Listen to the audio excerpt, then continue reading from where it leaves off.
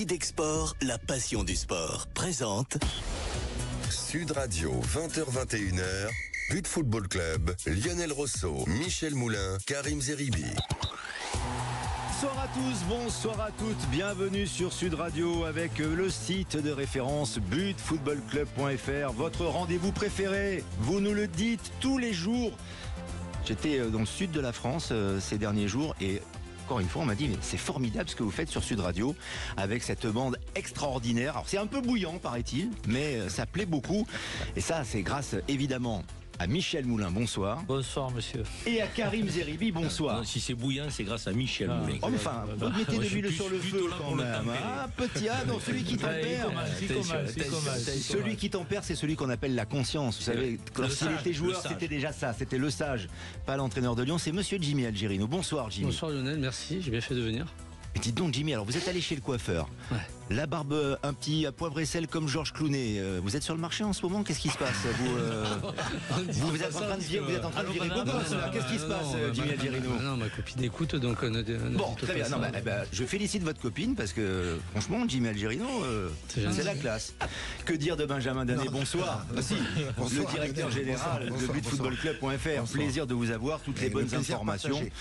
On est très très heureux d'être avec vous. Comme chaque jeudi soir entre 20h et 21h, nous allons évoquer la semaine de Ligue des Champions avec les clubs français, le Paris Saint-Germain qui a perdu encore contre le Bayern Munich 1-0. Le PSG va-t-il imploser avec ses échecs en Ligue des Champions, mais surtout cette stratégie qu'on ne comprend pas vraiment, pas de star? Que fait Luis Campos? Normalement c'est lui, le patron du sportif. Quelle est la stratégie de Nasser également? On en parlera et ce sera aussi le prolongement du coup de gueule de Michel Moulin, très attendu par les auditrices et les auditeurs comme chaque jeudi. Il ne pousse jamais de coup de gueule, Moulin. Non, c'est vrai, il ne pousse jamais de coup de gueule, mais il a du tempérament et en général, quand il s'exprime, on l'entend. Pas besoin de micro en général, vous voyez ce que je veux dire? Et je pense que Didier Deschamps, le sélectionneur, va encore être rhabillé pour l'hiver. C'est bien, les fêtes approchent. Donc avec Michel, vis-à-vis de Kingsley Coman et des choix de Didier Deschamps, Michel a des choses à dire. On évoquera aussi donc la victoire de Lille à Bologne 2-1, la victoire du Benfica à Monaco 3-2, mais c'était un très beau match et ça Michel le dira aussi. On évoquera l'OM qui jouera contre Monaco dimanche avec un entraîneur de Zerbi qui n'a pas le droit à l'erreur car l'OM ne joue pas la Ligue des Champions, donc en général on peut travailler tranquillement avec son équipe. Ça, vous ne me démentirez pas, Jimmy Algerino. Et puis on évoquera aussi le foot amateur, comme chaque jeudi. Ça, c'est une chronique qui plaît beaucoup aussi à tous nos auditeurs. On nous en redemande parce qu'on jette des coups de projecteur sur le foot amateur tous les jeudis à 20h45. Et cette fois-ci, nous serons avec Bertrand Rebourg, qui est éducateur à l'ACBB, c'est-à-dire le club de Boulogne-Billancourt, dans les Hauts-de-Seine. Vous le connaissez, Karim? Non, mais il faut rendre à César ce qui est à César. Si on aborde le foot amateur, c'est parce qu'il n'y aurait pas de foot professionnel sans le foot amateur. Je veux dire, et l'inverse n'est pas vrai. Il peut y avoir un foot amateur sans foot professionnel, mais si un foot professionnel aujourd'hui avec un vivier de footballeurs, c'est parce qu'il y a des bénévoles, qu'il y a des clubs amateurs, qu'il y a des gens engagés. Et voilà, c'est bien de les mettre à l'honneur, parce qu'il n'y a pas beaucoup d'émissions qui les mettent à l'honneur. Cet éducateur que je connais, qui a sorti beaucoup de joueurs, c'est-à-dire à la CBB Boulogne, il faut savoir qu'il y a Augustin, Ben Arfa, ils sortent tous de la CBB. Très bonne formation. Et c'est ce garçon qui est d'un niveau exceptionnel. C'est là qu'on revient au football professionnel. Quand vous avez un garçon qui sort beaucoup de joueurs, comme il sort à la CBB Boulogne, il n'y a pas un club professionnel qui se dit le garçon il est bien, on va le prendre avec nous. Il n'y en a aucun. Mais quand tu vois Herbel à Marseille, que tu connais bien, je connais très bien Herbel. Énormément de très bons joueurs. Je vais te dire que l'Olympique de Marseille a du mal à... Wesley Fofana, l'une des dernières de Saint-Etienne et Herbel. Absolument. Il y a eu les Caillols à une époque. Mazar aussi, mais c'était... Voilà, exactement. Mazar, Gatti aussi. Je peux citer le Toulouse-Fontaine. Évidemment, vous en venez. Oui, vous avez été formé à Toulouse-Fontaine. Durand, ils sont passés Pierre Espagnol, sont passés par ce... Oui, citer un petit club du Forez, Benjamin Danet, comme ça on aura fait le tour. Vous n'avez rien dit. C'est ceux. Rongi joue les Caillols aussi, voilà. Voilà. Comme quoi, on salue donc les Marseillais qui vont sans doute être bons comme les 9 mêmes de l'Estac. Je devais passer un petit bonjour. Ça y est, je viens de le faire. C'est fait.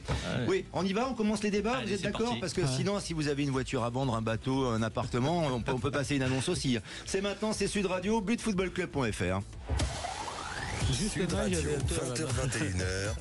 But Football Club, Lionel Rosso, Michel Moulin, Karim Zeribi. Et en compagnie de Jimmy Algerino et Benjamin Danet, le PSG va-t-il imploser? Je vous pose la question comme ça brutalement, Michel Moulin. Voilà. Est-ce que vous avez l'impression que ce PSG, cette saison, à un moment donné, avec cette stratégie depuis 2011-2012, qui tourne autour, on n'y arrive jamais, et là, une équipe qui a été rajeunie, il n'y a plus de stars, le départ d'Mbappé, on a l'impression que le club est vraiment au bord de l'implosion. Oui, il est au bord de l'implosion. Là, il y est. Pour moi, il y est. Quand vous avez joué sans attaquant, que vous avez 2 joueurs devant qui n'ont pas le niveau, que vous avez un milieu de terrain où il n'y a pas d'impact physique, il n'y a que des petits. Je suis pour les techniciens, mais là, que des techniciens tout petits, ça ne marche pas. Quand vous avez Marquinhos, qui est toujours orphelin de Thiago Silva, parce que Marquinhos, pour moi, était un très bon joueur, mais quand il était un patron derrière, il y avait un numéro 1, c'est un numéro 2, Marquinhos, comme dans une entreprise, il y a des numéros 1 et des numéros 2. En plus, on le met capitaine. Là, ça fort de café. Et là où on n'avait pas de problème, enfin, Donnarumma n'était pas un grand gardien, on est en train de mettre, ceux qui connaissent le triporteur d'Aricole, on met d'Aricole dans les bois. Donc là, je me dis, on va au bout de nos idées, ils deviennent fous. Et là, je me pense directement, et là, je vais être, j'espère, chaque fois, c'est Campos, avec Mendes, parce que Campos-Mendes, comment ils font venir tant de joueurs à des salaires comme ils ont, avec des... J'ai un doute. Ils font du business, c'est ça que vous dites. Ah, mais bien entendu qu'ils font du business. Alors s'ils n'en font pas, ils sont très mauvais. C'est l'un ou l'autre. Ou ils sont très mauvais, ils font j'irai plutôt sur du business. Et maintenant, c'est Nasser. Nasser El Khelaïfi, le Qatar, fabuleux. S'il n'y avait pas eu, il n'y aurait plus de foot en France. Mais Nasser n'est pas au niveau.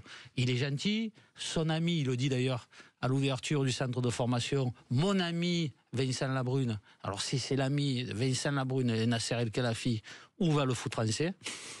Et je dis aujourd'hui que Nasser doit être remplacé. Parce que là, on peut se dire, tout ce qu'on veut entre nous, c'est le patron. Moi, chaque fois que je suis un patron, c'est un patron. Quand il y a des problèmes, c'est le patron qui doit se mettre maintenant de côté et que Paris Saint-Germain mette quelqu'un qui connaisse le foot et qui arrête, moi, Campos, tous ces gens. Moi, demain, Campos, excusez-moi, et Karim, Jimmy, tous les gens qui sont autour de la table, ils viennent me dire, Michel, je vais prendre Colomani pour 85 millions d'euros, je le vire sur le champ. J'ai dit, tu me prends pour un imbécile. Voilà, parce que c'est ce qu'il a fait. Mais bien entendu, c'est des fous, les mecs. Et là, le gardien russe, je ne sais pas ce que vous en pensez, mais avec sa queue de cheval et ce truc, mais ça ne rassure pas Donnarumma. On dirait d'Aricole, ceux qui connaissaient les anciens films, on dirait d'Aricole. Il y a eu Fernandel qui a joué un rôle de gardien de but aussi dans un film en noir et blanc il y a quelques années. En effet, on a l'impression, Karim Zeribi, que pour le PSG, ça ne peut pas marcher parce que la stratégie qui est mise en marche depuis 2011, depuis que les Qataris sont arrivés, eh bien, est vouée à l'échec avec les incohérences du président, notamment, qui a été sur la sellette très longtemps, mais qui n'a jamais été viré. Et puis, un Luis Campos qui fait son marché, peut-être, au détriment du club. Non, moi, je dirais 2 choses qui sont peut-être un peu contradictoires, vous allez le souligner, mais je ne les ai pas trouvés si mauvais que ça, donc, dans le jeu. Donc non, je ne les ai pas trouvés si mauvais que ça. Je les trouve très inefficaces sur le plan offensif. Mais cette équipe, collectivement, j'ai l'impression quand même que elle met de l'ardeur, de la bonne volonté dans le jeu. Et peut-être que collectivement, ça fonctionne mieux, mais ça manque de génie, ça manque un peu de folie offensive, ça manque de joueurs qui ont la capacité de faire la décision devant. Mais c'est pas mauvais en soi. 850 millions d'euros de budget. Non, Karim, je te dis, c'est pas 150 millions d'euros, heureusement qu'ils se battent. Je les ai vus plus mauvais cette année qu'ils ne l'ont été là dans ce match. Après, là où je rejoins Michel, sur le point de Nasser El Khelaïfi, je pense que ce club, il pêche depuis le début par l'absence d'un patron. Pour moi. Quand tu n'as pas de patron, tu n'as pas de direction. Tu ne sais pas dans quelle direction il faut aller. C'est comme un président de la République, ça. C'est comme une nation. C'est comme une entreprise. C'est qu'une équipe de football, ça fonctionne de la même manière. Il faut une direction, une vision, un cap. Je ne vois pas le cap de ce club. Il doit être impulsé par les hommes pour que le terrain puisse suivre. Aujourd'hui, Nasser n'incarne pas de cap. Il y a beaucoup d'argent, on a fait venir les meilleurs joueurs de la planète à un moment donné, ça n'a pas fonctionné, donc on fait venir des joueurs moins prestigieux mais sérieux, ça ne fonctionne toujours pas. Donc, mais à un moment donné, il faut mettre un peu d'âme, il faut mettre un peu de moelle, il faut mettre un peu de... Je veux dire, et ça, c'est un grand patron qui peut l'impulser, ça, pour que derrière ça suive. Une culture d'entreprise, elle est animée, elle est incarnée. Où est la culture du PSG? Elle est incarnée par qui? Alors après, tu as des joueurs de grande qualité. Je veux dire, moi, je jette pas le bébé avec l'eau du bain, mais ces joueurs de grande qualité, ils donneront le meilleur d'eux-mêmes dans un collectif qui est emporté, qui est emmené, et avec une forme même d'autorité institutionnelle. Il faut que ce club franchisse un vrai palier. Je pense qu'en l'état actuel des choses, avec son président, il aura du mal. Et c'est pas lui faire injure, c'est pas lui faire injure, il a d'autres qualités certainement. Je le connais pas personnellement. Par rapport au match d'hier, juste, excusez-moi, juste un truc carrément. Heureusement qu'ils prennent pas Liverpool. Parce que là, ils ont joué contre Bayern, ils prennent Liverpool comme je les ai vus jouer, ils en prennent 5 ou 6. Hein.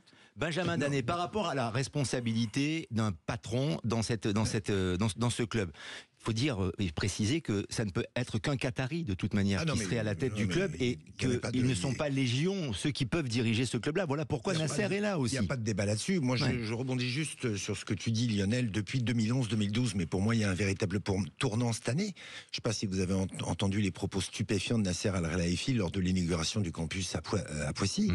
Il a quand même dit qu'il n'y avait pas d'objectif cette année en Ligue des Champions, que Luis Enrique était de toute façon le personnage qu'il fallait à la tête de cette équipe et qu'il resterait la saison prochaine. Et on constate quoi? Que le PSG, depuis le début de la saison, on nous a expliqué en début de saison que sans Mbappé c'était mieux. Je vous rappelle quand même qu'on a osé dire ça. Aujourd'hui, on a un PSG, alors qui certes, n'a perdu que contre le Bayern sur un petit score. Mais enfin, le PSG est au bord de l'élimination. Vous vous rendez compte le reculoir que c'est? C'est incroyable. Il n'y a pas de stratégie, il n'y a pas de direction. Et on a un entraîneur, je termine là-dessus. Moi, je suis très content qu'il se plante parce que l'arrogance de Luis Enrique, ça commence à bien faire. Vous n'avez pas compris, vous ne pouvez plus ceci, vous ne pouvez pas cela. La seule chose qu'on constate, c'est que le PSG ne va nulle part. Où est le problème, Jimmy Algerino, selon vous? Vous, ancien joueur du PSG, mais avant que les Qataris arrivent. Alors, je vais essayer de faire un petit peu la synthèse. Je pense que Nasser, c'est un bon mec, c'est un naïf. Par contre, c'est un naïf, c'est un passionné, il aime le Paris Saint-Germain, mais c'est un naïf. Parce que sur les noms que vous avez annoncés, il ne faut pas oublier qu'il y en a un qui est très très important, c'est Antero Henrique, qui est d'ailleurs au Qatar, et c'est lui qui parle à l'oreille de Nasser. Et s'il parle bien, comme c'est le cas avec Campos et avec effectivement l'agent, et voilà ce qui se passe. Ça veut dire que Campos fait du Campos. Ça veut dire qu'il va chercher des jeunes joueurs à fort potentiel pour éventuellement les vendre. Et après, il y a aussi l'histoire de Luis Enrique, qui est un coach et qui prend trop de place par rapport aux joueurs de talent qu'il y a au Paris Saint-Germain. Et je pense que certains sont devenus un petit peu les marionnettes de Luis Enrique. Jimmy, quels sont les jeunes joueurs que le PSG vend avec une revente? Où est-ce que le PSG fait du trading? Parce que je ne connais pas un joueur que le PSG a bien vendu ces dernières années. Dans le sens où ils achètent jeunes et cher en pensant que ça va devenir de grands. On prend l'exemple par exemple d'Emery. Qui est un très très bon joueur, mais s'il n'y a pas de joueur d'expérience, de top joueur à côté, il ne pourra pas progresser. Il a 18 ans. Non mais comment tu veux qu'il progresse, même avec un Luis Enrique comme entraîneur? Pour moi, Michel a raison. Enfin, Kolo Muani, 85 millions d'euros, le débat est clos. Ouais, c'est trop cher. Un mot de conclusion avant la publicité avec Karim Zeri. Non, c'est toujours gênant parce qu'on n'a pas envie d'entériner ou d'alimenter une quelque thèse du complot ou d'escroquerie ou des dirigeants, et notamment de ceux qui s'occupent du recrutement. Mais force est de constater que les mecs, ils font des affaires sur le Qatar. Ils font des affaires sur cet état pétrodollar qui permet d'acheter n'importe qui, n'importe quel montant, et de pas faire des opérations fructueuses. Et même si elles sont pas fructueuses, on remettra toujours au pot et ça passera. Et donc c'est vrai que je pense qu'ils sont un certain nombre à faire leur business autour du PSG. Et c'est pas l'intérêt du PSG, c'est leur intérêt personnel. Accrochez-vous à votre autoradio. Si vous êtes en voiture, arrêtez-vous sur la bande d'arrêt d'urgence, car dans un instant après la pause, c'est le coup de gueule de Michel Moulin. A tout de suite, Sud Radio, butfootballclub.fr. Idexport, la passion du sport, présente Sud Radio, 20h-21h, But Football Club, Lionel Rosso, Michel Moulin, Karim Zeribi.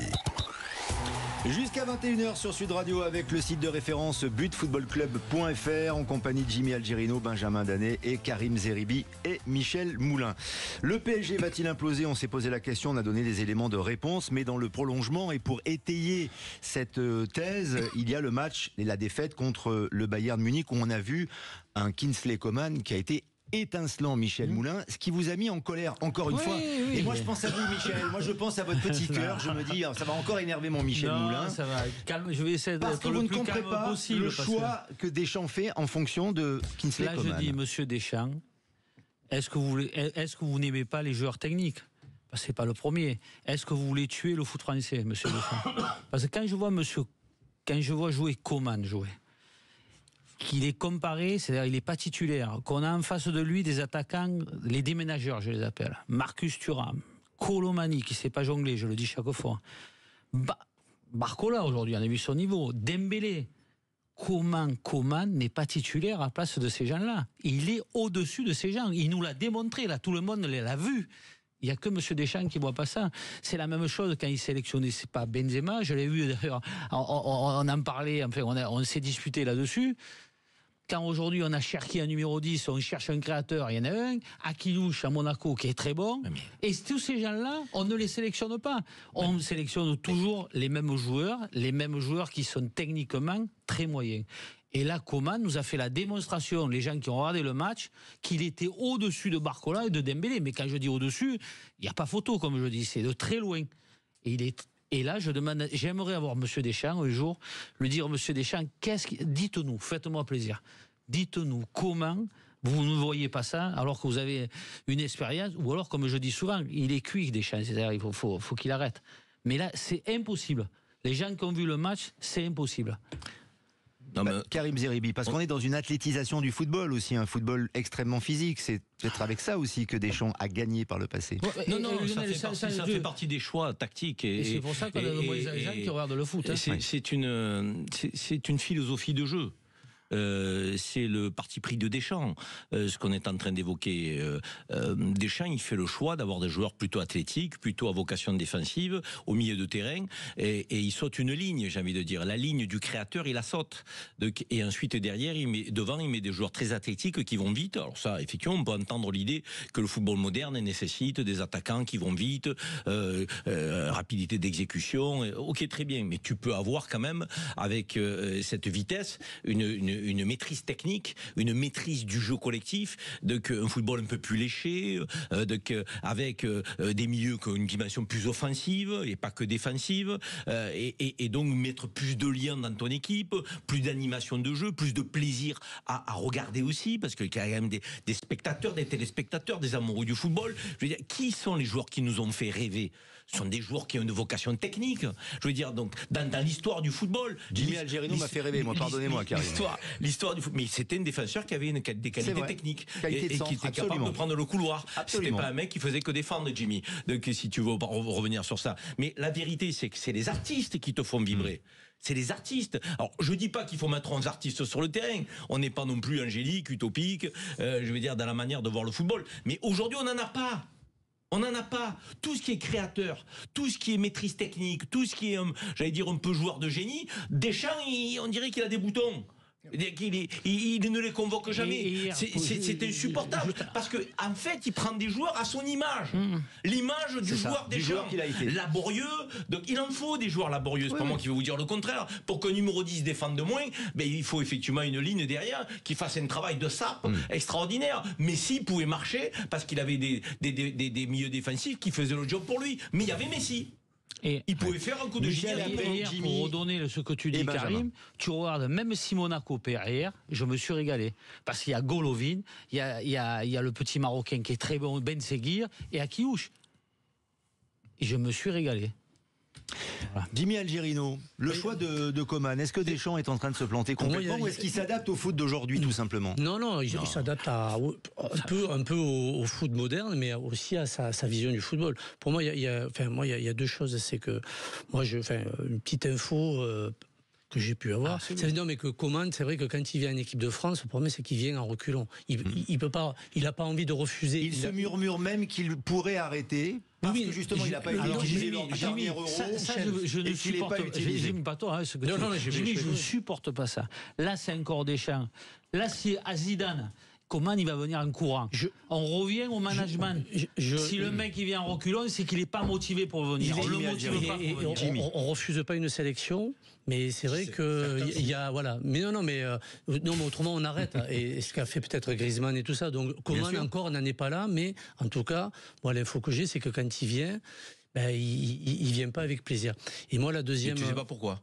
Non, là par contre, c'est parce qu'il n'est pas utilisé, il n'est pas bien utilisé. Alors qu'au Bayern, c'est intéressant de savoir. Au Bayern, il est épanoui, il est bien. Ah oui, bien sûr. C'est sa maison, donc ça se voit sur le terrain. Et la deuxième chose par rapport à ces joueurs de talent, la question qu'on doit se poser, c'est parce qu'ils sont plus difficiles à gérer aussi ces joueurs-là, parce ils ont de la folie, ils ont de la créativité.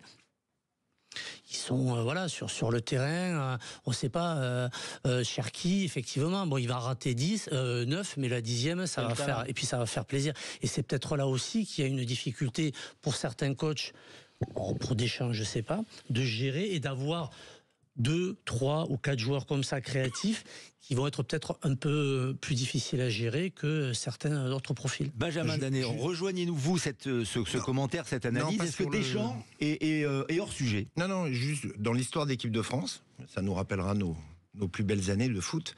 À chaque fois qu'un joueur, qu'un créateur sortait un peu, émergeait en Ligue 1, on lui donnait toujours sa chance en équipe de France. Ça s'est toujours passé comme ça, toujours. Il n'y a qu'une personne qui ne fait pas ça, c'est Didier Deschamps. Il prend toujours les mêmes. Non, je suis pas tout à fait d'accord. J'ai plus de doutes sur Cherki, sur Akliouche, que je trouve très très bon. Mais en l'occurrence, Coman, on peut pas dire que c'est un petit jeune. On peut pas dire. Enfin, Coman, ça fait des mois et des mois qu'il postule à l'équipe de France, qu'il est dans le groupe, mais il joue jamais. Effectivement, quand on voit le match qu'il fait contre le PSG, c'est ahurissant. Il fait un match exceptionnel. Et effectivement, Deschamps reste dans le moule du joueur qu'il a été. Besogneux, le sens du devoir et pas de créativité. C'est triste, hein? Oui, c'est triste. Ah oui, parce qu'il y a de moins en moins de personnes qui regardent le foot.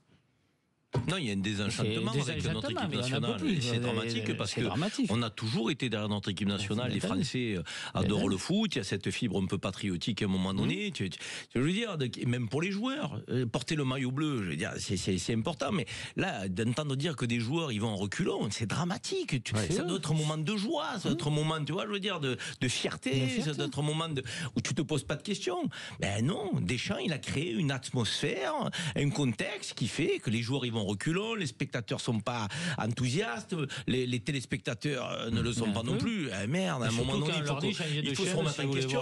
Ou alors c'est la fin d'un cycle, on l'assume. Et on passe à autre chose. Est-ce que c'est pour cette raison que Mbappé n'a pas été retenu pour les 2 derniers matchs avec l'équipe de France? Didier Deschamps a voulu asseoir son autorité, Jimmy. Non, mais je pense parce que s'il y a bien quelqu'un qui peut créer des brèches, en tout cas, qui est technique. Ça lui a permis de reprendre un petit peu la main, mais c'est surtout, je pense, pour protéger Mbappé, et que ça nous, c'était peut-être pas spécialement sa préoccupation du moment pour Mbappé. Et d'ailleurs, on le voit, puisque il est en difficulté.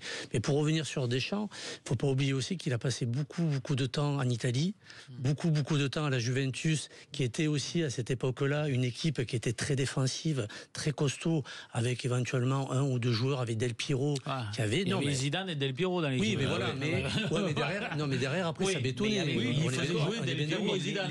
Les joueurs qui bétonnaient travaillaient pour les joueurs techniques qui étaient des créateurs. Si on regarde quand même quand ils ont champion du monde et les 2 autres années, qui c'est que tu as Griezmann, et tu as Mbappé qui est entre guillemets libre. Après les autres, c'est je pose la question dans le moule et on défend. Est-ce que ce n'est pas avec ce qu'on est en train de critiquer que Didier Deschamps a été champion du monde en 2018? Non, mais de toute façon, le bilan si on parle le bilan résultat, il est absolument intouchable. Voilà. Après, est-ce qu'on s'ennuie devant l'équipe de France? La réponse est oui, mais depuis des années. Évidemment, bien sûr. Est-ce qu'on peut gagner, prendre plus de plaisir à les regarder? Voilà. Et voilà, c'est le débat que l'on pose aujourd'hui. Moi, que je vois l'Espagne jouer. Lionel, on a connu une époque où on ne gagnait pas. On a connu une époque où on ne gagnait pas. Mais pourtant, qu'est-ce qu'on se régalait? Coupe du Monde 82, Coupe du Monde 86. Bien sûr. Michel, là, c'est autre chose. Et l'Euro 84 que nous avons gagné. À une certaine époque, quand on voyait la Juve jouer, on s'emmerdait et à la fin on avait les boules parce qu'ils gagnaient tout le temps. Oui, mais c'était pas notre pays. Là, c'est notre non, mais pays. je parle sur la mentalité. On fait juste un petit. Moi, je serais Deschamps, je le disais tout à l'heure à Karim, je serais Deschamps, je partirais par la grande porte. Là, je dirais merci et nous on dirait bravo pour ce que vous avez donné, mais arrêtez. Non, juste un petit clin d'œil pour les moins de 20 ans ne comprendront pas. Donc, mais les Tigana, Giresse, Gengini, Platini, waouh, le carré magique. Merci Michel, Hidalgo. Et deux créateurs, deux récupérateurs. Louis, c'est Tigana. Écoutez, moi j'ai un carré magique ici, j'ai 2 récupérateurs, 2 créateurs. Benjamin Danet, Jimmy Algerino, Karim Zeribi et Michel Moulin. Et Jimmy nous a fait plaisir parce qu'il a dit on est 2 numéros 10, on est 2 incontrôlables. Évidemment. Michel, tous les 2 numéros 10. je vous ai pas mis dans la peau du récupérateur. Hein. Soyez rassurés. Qui est Giresse et qui est Platini? Eh bien, on va en parler pendant la publicité. À tout de suite.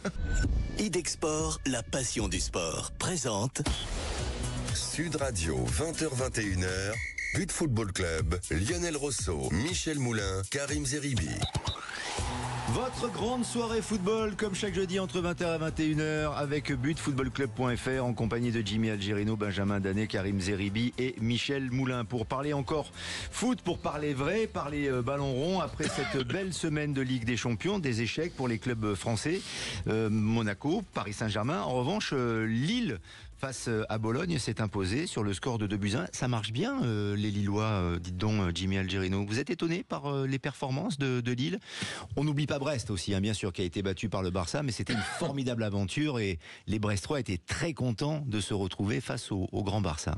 Ouais, enfin bon là quand même on a vu les limites de Brest et quand même qui était invaincu en Ligue des Champions, ce qui n'est pas le cas du PSG, Jimmy. Tout à fait. Non, mais je parlais par rapport au fait de jouer contre Barcelone et une grande équipe. Après pour Lille, moi je trouve que c'est vachement cohérent, quoi, parce que se retrouver maintenant 6e au classement en championnat, avoir pris tous ces points, la qualité quand même dans le jeu, mais on en revient toujours aux mêmes choses dans le football. Il y a des joueurs d'expérience et après il y a des jeunes. D'ailleurs, ce jeune qui a marqué 2 buts, qui arrive de nulle part. Mais pourquoi? Parce qu'autour, avec Benjamin André et tout ça, il y a des joueurs de qualité, il y a des joueurs costauds qui permettent à des jeunes de pouvoir s'exprimer. Et je pense que, moi je suis pas fan, hein, mais je pense quand même que l'étang, ce qu'il fait à Lille, franchement, c'est super. Est-ce que Lille et Monaco sont dans le vrai, selon vous? Est-ce que Lille et Monaco sont dans le vrai? Il faudrait reprendre les trucs. Je vous rappelais, quand les premières émissions qu'on a fait, j'ai dit les 2 dangers pour Paris Saint-Germain pour le championnat, c'est Lille et Monaco. C'est 2 équipes qui font plaisir, mais parce qu'ils ont des vrais techniciens. C'est le Géorgien à Lille, il est fabuleux sur le côté. Et Monaco, pour moi, je vous dis, le match que j'ai vu, malgré la défaite, parce que c'est vraiment une très belle équipe. Avec des créateurs, avec des 6, ils ont ce Zakaria au milieu qui est très bon, le Suisse, le capitaine. Monaco est une très belle équipe, sauf le gardien que je trouve moyen. Mais il y a quand même, on prend du plaisir à voir jouer Lille et Monaco. Ce qu'on n'a pas avec Paris Saint-Germain ou l'équipe de France, parce qu'il y a une cohérence de jeu. Et Olivier Le Temps a fait du très bon boulot à Lille. Bon boulot à Lille. Pour autant, est-ce que ces équipes peuvent aller loin en Ligue des Champions? C'est bien le beau jeu, Karim Zeribi, mais il faut gagner aussi, il faut franchir des étapes. Après, on sait très bien que pour aller loin en Ligue des Champions, il faut aussi, si on parle de beau jeu, allier ça avec des joueurs de très haut niveau. Il faut une puissance économique et financière. Tu ne peux pas t'improviser en Ligue des Champions vainqueur de cette compétition comme ça, même si tu as un beau fond de jeu, ce qui est le cas de Lille et de Monaco. C'est ce que Michel et Jimmy ont dit. Donc c'est des équipes qui font plaisir. C'est des équipes qui font plaisir à voir et qui permettent aussi au football français de ne pas avoir honte de ce qu'il est. Je veux dire, parce qu'on ne fait pas partie des plus grands championnats. Je veux dire, revenons quand même un peu à la réalité. Faisons preuve un peu d'humilité. C'est vrai que on aime bien dire qu'on est les meilleurs partout, donner beaucoup de leçons et autres. Mais en matière de football, les Anglais, les Espagnols, les Italiens sont quand même des nations qui ont des équipes solides, puissantes sur le plan financier, avec des joueurs de renom, et on ne fait pas partie aujourd'hui des pays qui ont les plus grandes équipes à l'échelle européenne. Et pour autant, on fait un beau parcours avec Lille et Monaco sans rougir. On n'a pas à rougir. Donc, on peut être fier de ces équipes-là et on prend plaisir à les regarder. Et même si on ne va pas au bout, on prend le plaisir à le regarder. Alors que le PSG, qui devrait être un peu, je veux dire, notre aiguillon, notre fer de lance, on prend pas un grand plaisir à les regarder. Et qu'il y a le budget, et ils ont le budget, ils ont tout ce qu'il faut. Ça veut dire que oui, il faut aller dans la direction du beau jeu, de la philosophie attractive pour les téléspectateurs. Je pense que d'ailleurs, je vais te dire, on le dit pas assez, les joueurs prennent plus de plaisir. Quand tu as un coach qui est, j'ai envie de dire, partisan du beau jeu, les joueurs prennent plus de plaisir. Donc, plutôt que un style de jeu laborieux où tu es sans arrêt dans l'effort, dans la défensive, dans la combativité, c'est fondamental, mais ça suffit pas. Il y a très peu d'entraîneurs qui auraient eu le courage, comme l'entraîneur de Monaco, de mettre 3 numéros 10 comme il met. Hein. C'est magnifique. C'est magnifique. Et 3 super joueurs. Parce que le petit Ben Seguir, qui a que 19 ans, vous verrez que ce petit va aller très loin. C'est sûr, mais est-ce que ce n'est pas un football d'antan, un football suranné? Quand on dit je mets 3 numéros 10 avec l'équipe de Monaco, c'est audacieux, Jimmy Algerino, mais ça rappelle... Mais ils mettent Camara et Zakaria, et deux numéros 6 costauds derrière. Ça rappelle le choix de Michel Hidalgo, on y faisait référence avec Karim tout à l'heure, et le fameux carré magique, voilà, mettre 2 numéros 10 ensemble, par exemple. Derrière, c'était solide. Mais là, c'est solide aussi. C'était solide. Bon, c'est vrai que il y avait quand même Manu Amoros et il y avait même Bossis. Et à gauche aussi, il y avait... à gauche, il y avait Amoros. Et à droite, Amoros, et à gauche, Bossis. Bossis, et il y avait aussi de Tarbes, un brun latéral gauche qui était aussi très très bon, qui commençait à amener un petit peu cet appui offensif, mais il y avait quand même une solidité défensive et qui était, voilà, ça bougeait pas quand même derrière. Moi, je voulais juste revenir sur le parcours en Ligue des Champions. Moi, je mettrais juste un petit bémol, et tant mieux pour les clubs français, c'est que la nouvelle formule aide beaucoup, voilà, ces clubs-là, quoi. Parce que on le voit, le Real de Madrid en difficulté, Manchester City en difficulté. Il ne faut pas oublier que ces clubs-là se préparaient. Bon, Manchester City, c'est différent, mais se préparaient pour février, parce qu'ils avaient quasiment une quasi-certitude de se retrouver en février, en 16e, je crois, ou 8e. Alors que là, c'est des matchs, il y a des matchs quand même à couteau tiré quand on voit le Real de Madrid à Liverpool. Donc c'est vrai que c'est un petit peu différent. Et toutes ces équipes qui jouent libérées, qui osent, qui tentent, sont récompensées et se retrouvent bien classés dans cette compétition. Lionel, si je peux, non pas t'interpeller, mais rebondir sur tes propos, tu fais que dire, est-ce que c'est pas le football d'antan, est-ce que c'est pas ci, est-ce que c'est pas là? Tu considères que l'Espagne joue le football d'antan? Non, mais l'Espagne a joué un petit jeu de courte passe à un moment donné avec les joueurs dont l'Espagne disposait, avec Iniesta notamment, on s'en souvient, quand ils avaient été champions du monde. Là, aujourd'hui, ils ont des joueurs qui leur permettent d'être un petit peu plus techniques. Mais toutes les formations, tous les clubs de formation sont poussés vers l'athlétisation, vers le physique. C'est des choix, ça. Faut s'adapter à l'adversaire aussi. Non, mais excuse-moi, c'est l'école de football espagnol. C'est des choix, ça. De prendre un joueur qui fait 1m70 ou 75, qui a une maîtrise du football et du ballon exceptionnelle, plutôt que de faire le choix d'un mec qui fait 1m90, qui saute très haut, qui va très vite et qui devrait être très bon en athlétisme, c'est le choix d'un coach, c'est le choix d'une formation, ça. Mais bien sûr, mais souvenez-vous, Karim, de ce qui s'était passé avec cette fameuse affaire des quotas lorsque Laurent Blanc était sélectionneur, et ce qui avait été dit et qui était ressorti, où il fallait choisir des joueurs qui étaient plutôt d'origine africaine parce qu'ils étaient plus musclés, plus athlétiques, plus grands. Donc c'est des choix. Ce sont des choix. Donc, et la formation à la française, c'est ça. Donc c'est pas le jeu à la française, c'est ça. D'antan ou des choix d'aujourd'hui, c'est des choix tout court. Parce que les choix d'antan, si tu fais jouer les meilleurs joueurs sur le plan technique, qui ont des capacités aussi physiques, parce que c'est pas un joueur fait 1m75 qui n'est pas bon physiquement. Je veux dire, aujourd'hui, on a une philosophie de jeu en France qui consiste à prendre des joueurs plutôt athlétiques. Et on pénalise les techniciens. C'est la vérité de notre formation. Jimmy Algerino, le football d'antan, et c'est pas forcément votre football à vous, encore que les sportifs, les footballeurs n'étaient pas aussi physiques qu'ils le sont aujourd'hui. Ils n'étaient pas entraînés comme... C'était pas des athlètes, ça c'est sûr. Ça. Mais il y avait beaucoup plus de spontanéité. Michel Platini, rappelez-vous, il avait un petit binon quand même. Il y avait beaucoup plus de spontanéité. 86, peut-être qu'il est parti à la Juve, il a perdu. Ça joue. Après, moi je veux pas lancer un débat sulfureux ou quoi, mais au niveau des quotas, on peut se poser la question des joueurs d'Afrique du Nord au niveau de l'équipe de France et au niveau même de certaines équipes. C'est pour ça, parce que il y a une technique, il y a une qualité pour les joueurs marocains, algériens d'origine, absolument. Il y a aussi un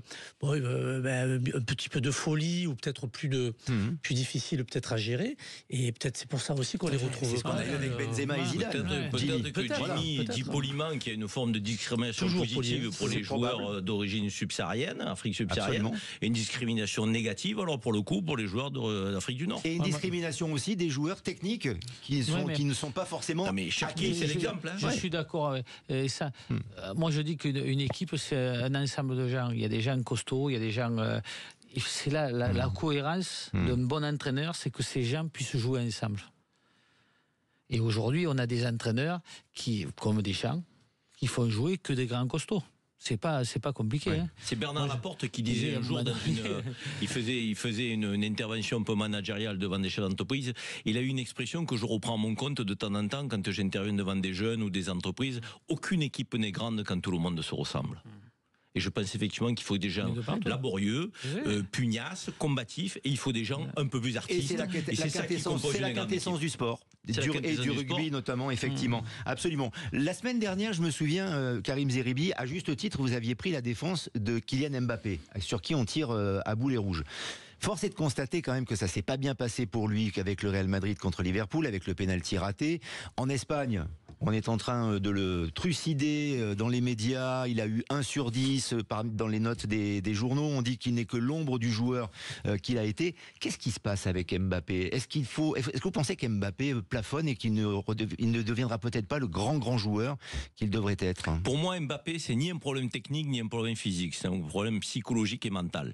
Il n'a jamais rencontré de difficultés ou d'échecs jusqu'à présent. Donc il change de paradigme. Il passe du PSG au Real de Madrid, une équipe où il y a des stars qui sont peut-être plus stars que lui. Donc on le met pas à son poste de prédilection. Donc ça fait beaucoup pour quelqu'un pour lequel tout le monde jouait autour. Je veux dire, au PSG, c'est la star. Tout le monde jouait pour lui. Il pouvait avoir ses petits caprices, donc ça passait. Donc, et quand tu passes de cette réalité-là à la réalité du Real de Madrid, où l'institution est plus forte que les joueurs, où Vinicius est déjà en place, donc est déjà un taulier, où on te met avant-centre alors que tu n'es pas avant-centre. Donc naturellement, c'est vrai que ce garçon est en train de douter, mais c'est vrai que moi je continue de dire que je n'aime pas ceux qui hurlent avec les loups, parce que je pense qu'Mbappé reste un joueur fabuleux, technique, physique, et lorsqu'il va retrouver un peu de stabilité psychologique et de confiance, c'est un problème de confiance aujourd'hui. Oui, ce mec il doute. On n'aurait jamais pensé qu'Mbappé pouvait douter. Il doute. Le jour où il retrouvera confiance, j'aimerais entendre ceux qui le critiquent et qui le jettent. Michel Moulin, il y a un truc sur Mbappé, c'est que, comme dit Karim, mais c'est lui qui le veut, Karim. Qui veut quoi ? Jouer à 9. C'est lui qui veut jouer comme Thierry Henry. Moi, okay. Tu es convaincu que c'est lui qui veut? Sinon, il va pas à Madrid. Il va pas à Madrid. Il sait qu'il y a Vinicius. Tu n'y vas pas. Mais si tu sais qu'il allait s'imposer dans un autre schéma de jeu. Impossible. Ce garçon peut jouer qu'à gauche. Moi, il me fait de la peine sans me faire de peine, parce que quand il a dit que ce que les gens pensaient de lui, ça me foutait, ben voilà, ça me fout. Je vais le rejoindre. Et je pense qu'il y a un très gros problème à Madrid. Ça, c'est mon intuition. Entre Ancelotti, le club, Mbappé. Je pense qu'Mbappé a été donné à Ancelotti en disant il faut le faire jouer, et Ancelotti aujourd'hui, il va tirer le rideau parce qu'il ne veut pas d'Mbappé. Tu penses qu'il impose à Ancelotti? Ah oui. Jimmy Algerino, est-ce que ce n'est pas une déformation professionnelle après les années passées par Kylian Mbappé au PSG, où finalement il n'a pas tant couru que ça, où il a été épargné du travail défensif notamment. Là, il est dans un rôle nouveau où on lui demande beaucoup plus de choses au Real Madrid, parce qu'il n'est plus le champion ou le joueur unique du club, et il se retrouve confronté à essayer de rattraper des carences qu'il a eues avec le Paris Saint-Germain. C'est sûr, quand on voit les 2 dernières années du Real de Madrid et quand on voit les joueurs attaquants, les efforts défensifs qu'ils faisaient, c'est sûr que d'imaginer Mbappé au Real de Madrid, ça allait obligatoirement... Enfin, je pense qu'on pouvait... penser que ça serait compliqué. Moi, je pense qu'il paye de toute façon ces 2 dernières années au Paris Saint-Germain, parce qu'effectivement, il a joué facile, il s'est laissé un petit peu aller. C'est vrai que le club, apparemment, sur la dernière saison, l'a pas aidé, puisqu'il y a eu quand même pas mal de pression sur sa signature. Mais après, on oublie aussi une chose, même s'il y a de très grands joueurs aujourd'hui au Real de Madrid, mais qui c'est qu'il avait à côté là, les dernières années? Il avait Messi, il avait Neymar. Mais c'est eux qui sont venus. Lui, il était déjà ici. Là, c'est lui qui se déplace et Oui, qui va chez non, les mais c'est autres. pour ça. C'est que, Mais de toute façon, il jouait que mais pour il lui. n'était pas content que Neymar et Messi soient là parce qu'il récupérait du leadership au Paris Saint-Germain. Et donc ils sont partis, et d'ailleurs certains voulaient rester. Donc moi je pense tout simplement qu'il est... Bon, pourtant c'est quand même un joueur très intelligent. Est-ce qu'il va réussir à passer et à se remettre en question? Ça, j'en suis moins sûr. Le vrai sujet, en réalité, tant au PSG, quand il y avait Messi, Neymar, Mbappé, qu'aujourd'hui, avec Bellingham, Vinicius, Mbappé, c'est les égos. Les égos. Les égos ne cohabitent pas. C'est dramatique, mais on en est là aujourd'hui. On parle de foot, de footballeurs français, notamment formés en France ou à l'étranger. Je note juste le petit message très sympathique de Philippe de Sud Radio qui nous dit que quand on voit que Griezmann, Philippe David, quand on voit que Griezmann a été formé en Espagne, voilà, ça explique beaucoup de choses, parce que c'est vrai que il n'aurait peut-être pas réussi en France. En France, on n'en voulait pas. Et Olysée, le deuxième David a raison. En Angleterre. Hein. Ouais. Aujourd'hui, en équipe de France, on a 0 joueur créatif. Très bonne remarque, Philippe. Bravo Philippe David, que l'on retrouve évidemment tous les jours dans Les Vraies Voix sur Sud Radio, et également le mardi pour l'émission de football sur Sud, toujours. On se retrouve dans un instant, butfootballclub.fr avec le foot amateur. À tout de suite sur Sud Radio. Idexport, la passion du sport, présente Sud Radio, 20h-21h, But Football Club, Lionel Rosso, Michel Moulin, Karim Zeribi. La grande soirée football sur Sud Radio avec butfootballclub.fr, le site de référence. Michel Moulin, Karim Zeribi, Jimmy Algerino pour nous accompagner.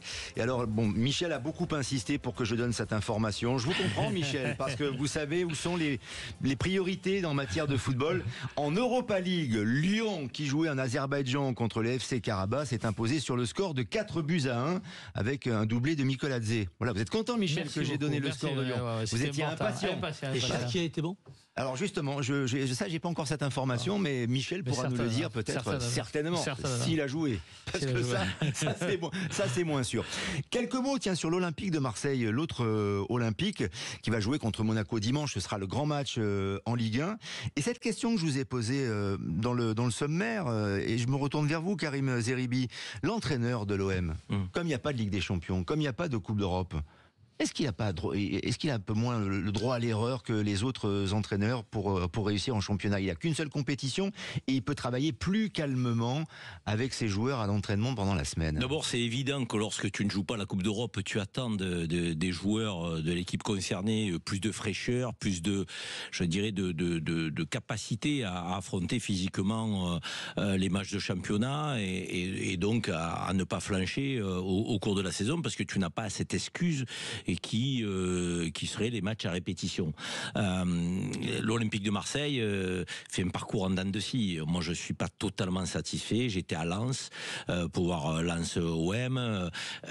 Bon, on gagne sur j'allais dire sur un coup de théâtre. Non, il y avait faute sur le petit Nadir, certes, mais c'est parce qu'on revient à cette faute que derrière on marque le coup franc et que le but des Lensois est annulé. Mais sinon, si on sort avec un nul, et il s'est pas volé pour les Lensois parce qu'ils ont fait une grosse première mi-temps, on a eu la deuxième pour nous. Ce que je veux dire par là, c'est que moi je reste un peu sur ma faim sur De Zerbi, que je dois l'avouer. J'étais enthousiaste au départ parce qu'on me dit De Zerbi formé à l'école Guardiola.